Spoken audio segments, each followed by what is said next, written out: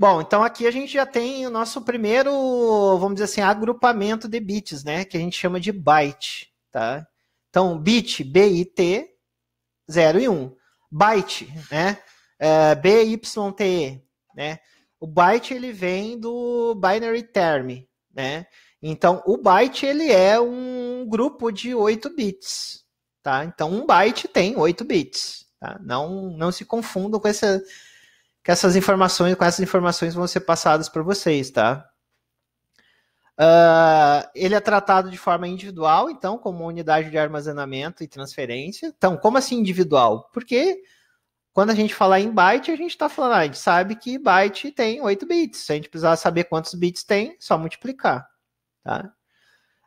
É também a unidade de memória usada para representar um caractere. Tá? Então, o que quer dizer isso? Prestem atenção. Um caractere, ele tem 1 byte. Então, um caractere tem quantos bits? 8 bits, né? 8 bits. Se um caractere tem 1 byte, então um caractere tem 8 bits. Tá, pessoal? Então, ali eu coloquei alguns exemplos ali. Com 8 bits, podemos arranjar 256 configurações diferentes. Dá para 256 caracteres, tá? Por quê? Porque um caractere tem 8 bits. Ou para números de 0 a 255, tá? Ou de 128 a 127. Isso aqui vai fazer mais sentido quando nós tivermos a nossa disciplina de redes de computadores, tá? Esses números de 0 a 255 quer dizer que é 1 byte, né? Então, eu não sei para quem já mexeu com o endereço IP dos computadores, tá? Mas o endereço IP, ele é formado por 8 octetos, tá? 4 octetos, são 8 octetos. É formado por 4 octetos, tá? E cada um desses octetos tem um intervalo de 0 a 255, tá? Ou seja, ele tem 256 IPs possíveis, né?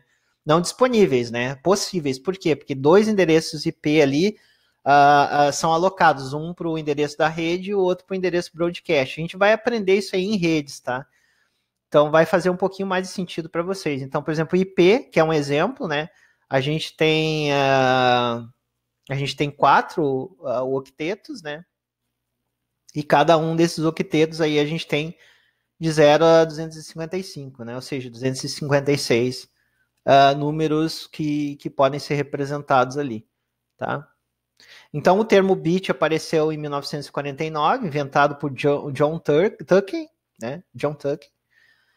Foi um dos pioneiros, né, dos computadores, né? Segundo Tuckey, era melhor que as alternativas BIGIT ou BINIT, né? Que eram alternativas que se tinha até então, né? Que foram substituídas pelo byte, né? Que ele propôs. O termo byte foi criado, então, por Werner Buchholz, em 1956, durante o desenho do computador IBM Stretch, tá? Inicialmente era um grupo de 1 a 6 bits, não eram 8, eram de 1 a 6, tá? Mas logo se transformou em 8 bits. A palavra é uma mutação de byte, com i, né? Para não confundir com bit, tá? Então, para ter essa diferenciação, né? O pessoal não confundir bit com byte, tá? Tá tranquilo? Então, até aí, pessoal? Então, assim, todas as letras, números e outros caracteres são codificados e decodificados pelos equipamentos através dos bytes, tá? Que os representam, permitindo dessa forma a comunicação entre o usuário e a máquina. Então a gente consegue se comunicar com um equipamento. Vamos imaginar, vocês estão com um teclado lá, né? Então cada teclado ele tem lá as suas letras, os seus números, né? Cada vez que vocês digitam lá uma letra no teclado, essa letra vai equivaler a 1 byte, né?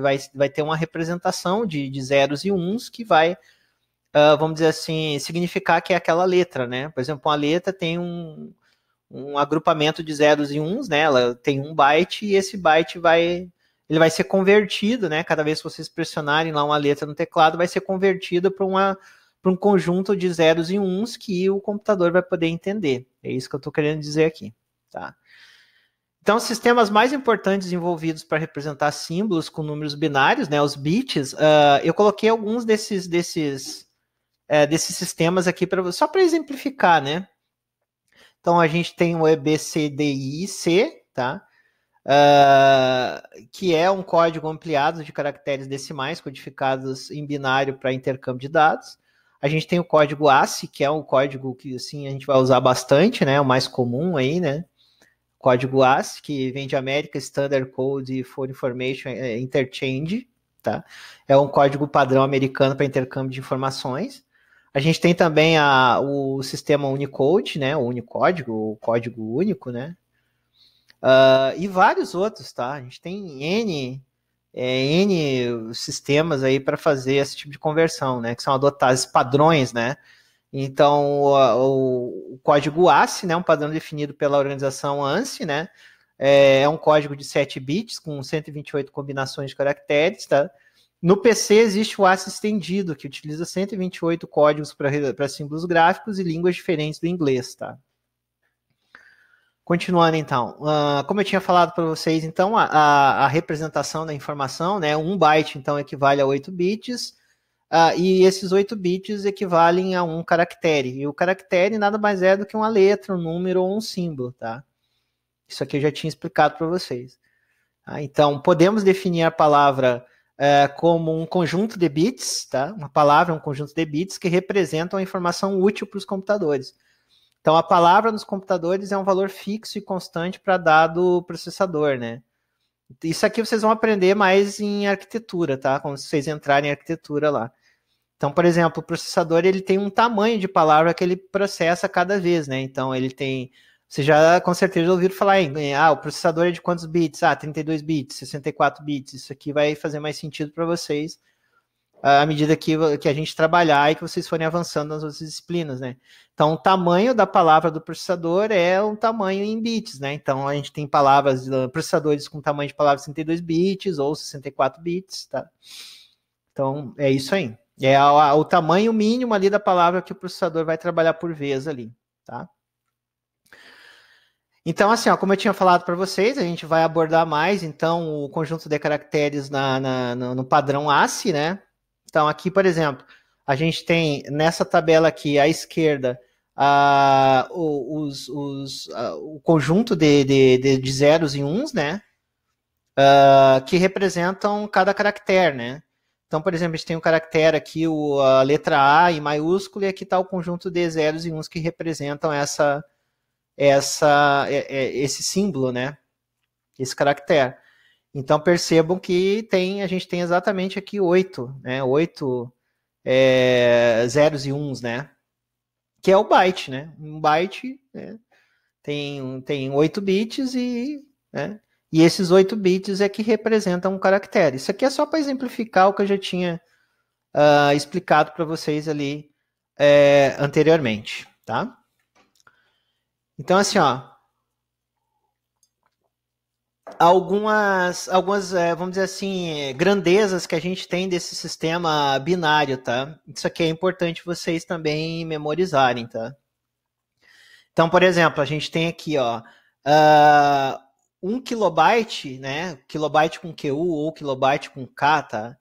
A representação dele no sistema binário é KB, tá? Percebam, B maiúsculo, tá? Isso aqui é uma coisa que vocês têm que prestar atenção também. Geralmente o B minúsculo é bit, o B maiúsculo é byte, tá? Então prestem atenção nessas nuances aí. Então, 1 kilobyte, então, a gente tem 1024 bytes, tá? Que equivale exatamente a 2 na 10. 1 megabyte, então, símbolo MB, tudo maiúsculo, a gente tem 1024 kbytes, tá? Ou kilobytes, né? A gente fala kbytes para ficar mais fácil mas então a gente tem 1024 kilobytes, que equivale exatamente a 2 elevado na 20, que dá esse valor aqui que vocês estão vendo, tá? 1.048 com 576, tá? 1 gigabyte, símbolo GB, tudo maiúsculo, tem exatamente 1024 megabytes, que equivale a 2 na 30, tá? E 1 terabyte a gente tem 1024 gigabytes, tá? Que equivale a 2 na 40. Então, vocês precisam decorar isso aqui? Não, não precisa, mas é bom vocês terem essas noções de grandezas, tá? Então, só para a gente fazer uma breve revisão. Um bit é igual a 2, né? A base 2 é 0 e 1. 1 byte são 8 bits. Tá? 1 kilobyte é 1024 bytes. 1 megabyte é 1024 kilobytes. 1 gigabyte é 1024 gigabytes. E 1 terabyte é igual a 1024 gigabytes. Tá, pessoal? Tranquilo? Vamos lá, então. O conjunto de computadores manipulam dados. Esses dados são sinais brutos, né? A gente já falou, são sinais que estão disponíveis na natureza, tá? Para poder produzir informações. Tá? A conversão de dados em informações, e estas novamente, né? Ou seja, vice-versa, é uma parte tão fundamental em relação ao que os computadores fazem, que é preciso saber como a conversão ocorre para a gente poder entender como que o computador funciona, né? Então, a gente tem que aprender a entender, aprender a fazer, né? Na verdade, não aprender a entender, aprender a fazer essas conversões, né? A gente saber como que o computador converte, por exemplo, como que converte uma letra A num conjunto de zeros e uns, né? Então, a gente vai ter que aprender tudo isso aí. Infelizmente, os computadores não usam o nosso sistema de numeração, então nosso sistema de numeração decimal ali, o computador ele não usa. Ele usa qual sistema o computador usa? O sistema binário, né? Ele não utiliza decimal. Então, daí a gente já vem uma outra... algo que a gente vai estudar nas próximas aulas, né? Então, por exemplo, se nós trabalhamos com sistema decimal e o computador trabalha com sistema binário, então a gente tem que converter esse número decimal num número binário. E detalhe, não existem só esses dois sistemas, né? Tem sistemas, por exemplo, hexadecimal, octal. Então, como o computador trabalha com binário, a gente vai ter que converter esses números quando estiverem nesses sistemas, ou decimal, ou hexadecimal, ou octal, para binário. A gente vai ter que aprender a fazer essas conversões. Então, sistema de numeração, para a gente poder caminhar para o final da nossa aula de hoje. Então, o sistema de numeração é um conjunto de símbolos utilizados para representação de quantidades e regras que definem a forma de representação. Então, como que esses símbolos eles vão ser utilizados, como que eles vão ser agrupados, é um sistema de numeração. Cada sistema de numeração é apenas um método diferente para representar quantidades. Tá? Então, não tem essa de a gente dizer, não, qual que é o melhor sistema de numeração? Tem um sistema de numeração mais adequado de acordo com o problema que você está resolvendo. Por exemplo, o computador trabalha com o sistema binário. Só que nós, seres humanos, o sistema binário não é interessante para nós trabalharmos, né? Para nós é mais interessante trabalharmos em sistema, por exemplo, decimal. Agora, é claro, isso tem que ser convertido para o computador poder entender. Tá? Então, sistemas de numeração diferentes, eles representam os números de forma diferente. Mas o valor desses números é o mesmo. Então, se a gente tem lá um número 10 no sistema decimal, a gente vai ter lá uma representação 10, 10 no sistema binário, eles representam o mesmo número, só que de formas diferentes, é isso que eu estou querendo dizer.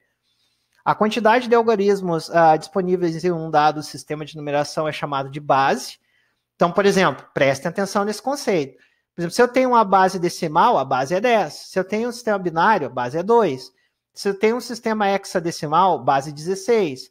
Se eu tenho um sistema octal, base 2. Guardem isso na cabeça de vocês. Representação numérica mais empregada, a gente chama de notação posicional. Isso aqui a gente vai trabalhar na próxima aula, tá? Fiquem tranquilos.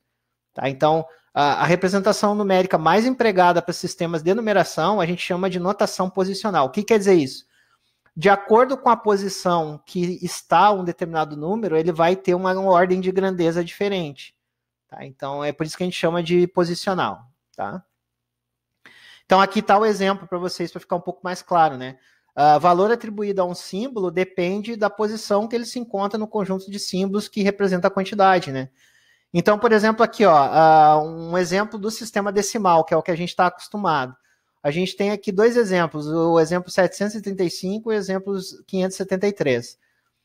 Bom, o 5, ele tem um menor valor. Por quê? Porque ele está posicionado mais à direita, né? Então, ele tem um valor unitário. Como o 3 ele está na segunda casa da direita para a esquerda, então quer dizer que ele é multiplicado por 10, né? Quando a gente está no sistema decimal, né? Então, ele vale exatamente 30, tá? Já o 7, como ele está na terceira casa da direita para a esquerda, né? Então, por exemplo, aqui eu tenho unidade, aqui eu tenho dezena e aqui eu tenho centena. Tá? Então, como ele está posicionado na terceira da direita para a esquerda, ele vale 700. Então, percebam que cada número individualmente, de acordo com a posição que ele está no sistema que a gente está utilizando, nesse caso que o sistema decimal, dependendo da posição que o número está, vai ser o valor que ele vai corresponder, né? Então, aqui eu tenho unidade, dezena e centena. Tá, pessoal? Tranquilo isso aí? Que nem o 573, 573. O 3, ele está na primeira posição, então ele é unidade. O 7, ele está na segunda posição, então dezena, multiplica por 10. O 5 está na terceira posição, né, da posição de centena, multiplica por 100. Se a gente somar os três valores, 500 mais 70 mais 3, a gente vai ter o valor no sistema decimal. Então, isso é uma notação posicional, tá, pessoal? Tranquilo? Exemplo de notação não posicional no sistema de numeração. Quer dizer que a posição não importa, né? Não importa se ele está na primeira posição, na segunda ou na terceira. Então, um exemplo de sistema que não é posicional é o sistema romano, né? Então, por exemplo, aqui à esquerda a gente tem o exemplo do 21, né? Então, o 21 aqui, percebam que ele não é posicional, né? Não vai depender. O que depende no não posicional é o valor de cada símbolo e não a posição que ele está. Então, assim, ó, como eu tinha dito para vocês, o sistema de numeração, então, ele é um código, né? Para representar símbolos, né? Representar números. Operação básica é contagem, tá? A gente vai utilizar a contagem para operar esses diversos sistemas. Tá? E o grupo com um determinado número de objetos a gente chama de base ou raiz. Tá? Então, os sistemas de numeração básicos que a gente tem, eu já citei para vocês, decimal, binário, octal, hexadecimal. A gente vai aprender nas próximas aulas a fazer o que são esses sistemas e como fazer a conversão entre eles. Tá? É isso que a gente vai trabalhar nas próximas aulas. Tá, pessoal? Então, aqui um exemplo desse sistema de numeração, binário, base 2, 0 e 1. Ternário, base 3, 0, 1, 2, a gente não vai trabalhar com esse aqui.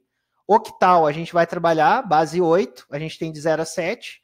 Decimal, base 10, a gente tem de 0 a 9, que é o mais comum, é o que a gente usa no dia a dia.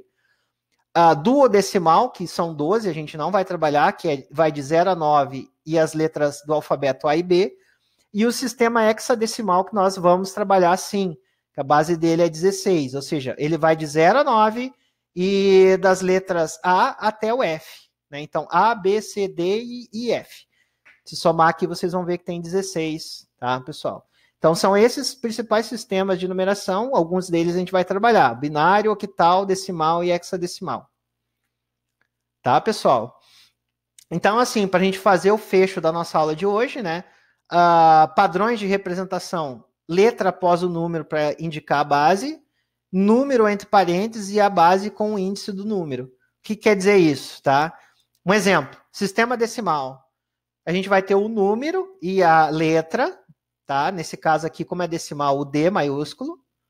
Né? É a forma que a gente vai dizer que aquele número está numa determinada base e não em outra, isso que eu estou exemplificando para vocês. Ou a gente vai representar entre parênteses e a base subscrito, que é esse exemplo. Ou a gente vai representar o número sem parênteses, mas com a base subscrita. Então, assim, ó, nas próximas aulas, sempre que vocês observarem uma das três representações, é o que vai estar dizendo em que sistema de numeração que aquele número está. Ou decimal, ou com a letra, ou o sistema, o número entre parênteses e a base dele subscrita, ou o número sem parênteses, mas a base subscrita. A gente vai tentar, principalmente, utilizar essa representação, tá, pessoal? Mas fiquem bem tranquilos quanto a isso, tá? Então, assim, ó, para a aula de hoje, era isso, tá? Eu espero que tenha ficado claro para vocês aí tudo que eu expliquei. Vai fazer mais sentido nas próximas aulas, quando nós aprofundarmos essa questão do sistema de numeração, principalmente quando nós começarmos a realizar os cálculos de conversão, né? E quaisquer dúvidas que vocês tenham aí, eu estou à disposição no fórum da disciplina, no e-mail institucional, tá? E podem ficar bem tranquilos aí que a gente vai trabalhar bastante isso aí. Um abraço a todos e até a nossa próxima aula.